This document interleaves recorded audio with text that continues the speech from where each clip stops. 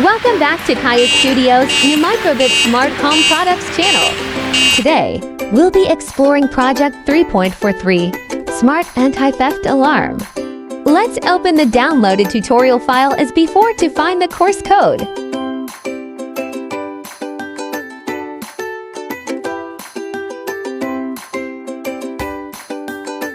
Next, open the browser and search for the Microbit web page.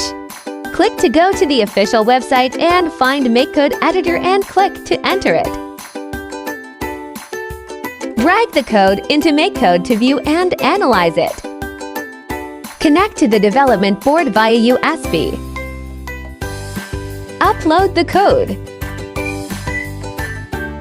After upload, if the PIR detects a person, Microbit sounds an alarm. LCD shows someone, and RGB flashes red. If no one is detected, silent speaker and LCD displays all goes well. Follow us for more fun coding adventures like this.